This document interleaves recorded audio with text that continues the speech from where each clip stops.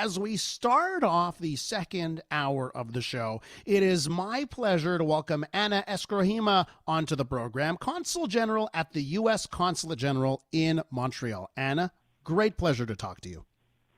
Good morning, Elias. It's my pleasure to be here. How are you?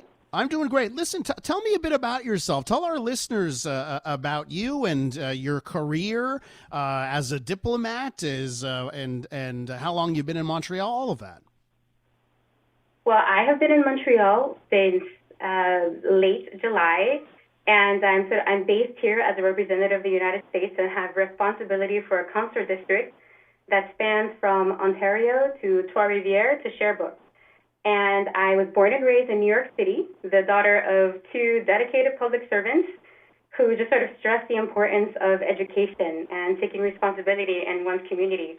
I have been in the Foreign Service for 17 years now, and my career has taken me primarily to many points in the Middle East.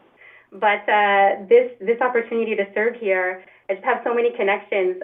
Whether it was my French teacher in high school who spoke so fondly of her time in Quebec, to my first international travel actually being to Canada. So I'm super excited to be here. It's a very interesting time. Well, it's 17 years in foreign service and calling a lot of cities home. How does it work? How do you get placed in a city like Montreal? Do you have to apply? Does your boss to say, hey, this is what we're going to do? How does it work when it comes to that? Yeah. So after about your fourth or fifth year in the Foreign Service, you start sort of what we call bidding competitively for your assignments. And as you can imagine, since Montreal is such a great city, it's a pretty competitive posting. So I had to apply and do a whole interview process, and then we have a committee that selects you. Oh, so this is a plum job. Montreal is one of those plum jobs. Indeed. Amazing. I'm not going to ask you what are the cities nobody wants to go to. I won't make you go on the record on that stuff. Okay. Can I ask you, Anna, chain of command here? Who is I made a joke like your boss or whatever, but who is your boss? Like who do you answer to? That is a great question. So in the Foreign Service, we swear an oath to uphold and defend the Constitution, and we report to the executive branch. So our ultimate boss is the President of the United States. But we have multiple consulates across Canada that report to the embassy in Ottawa. And right now we have a chargée d'affaires, a great one. Her name is Catherine Brucker. So she's our boss in country until our new ambassador arrives. And then we report then to our Western Hemisphere Affairs Bureau back at the department, and then all the way up the chain, as you can imagine, to the boss, to the president. Okay, I love that. So let's talk about the new boss, because I can't imagine more of a difference between the old boss and the new boss. And it really does matter when it comes to foreign affairs, when it comes to diplomacy. I was reading just over the weekend, officials in Europe lamenting the fact that they felt the previous administration talked more to North Korea than they did to Europe, right? So just how important, when you talk about your job, how, and you don't have to get into specific presidents, I'm not talking about that, but how important is it, that leadership? Where do you get your cues, and how does that get down to the Consul General here in Montreal? Absolutely. Worldwide, whatever embassy you're speaking to, we all take our cues from the President of the United States and the Secretary of State. And so we actually have a system by which the guidance and the positions of the president are disseminated to all of us, so that we have a clear understanding of the president's priorities. And President Biden has been pretty clear from day one that his priorities include combating the COVID-19 pandemic, bold measures on climate change.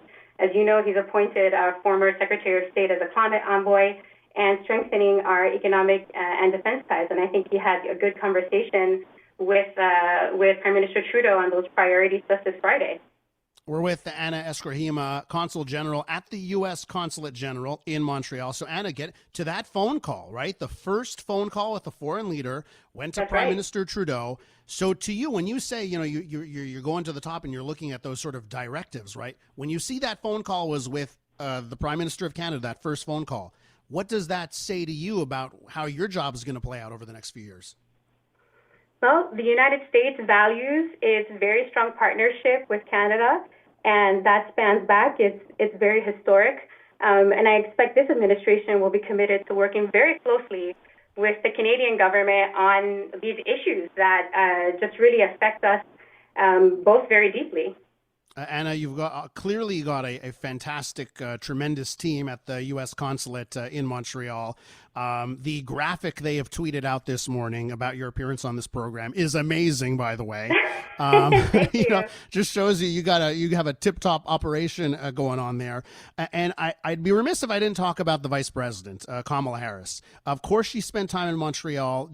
And does this make your job as representing the U.S. government in our city, does this make your job easier, the fact that you've got this clear connection between the vice president and our city?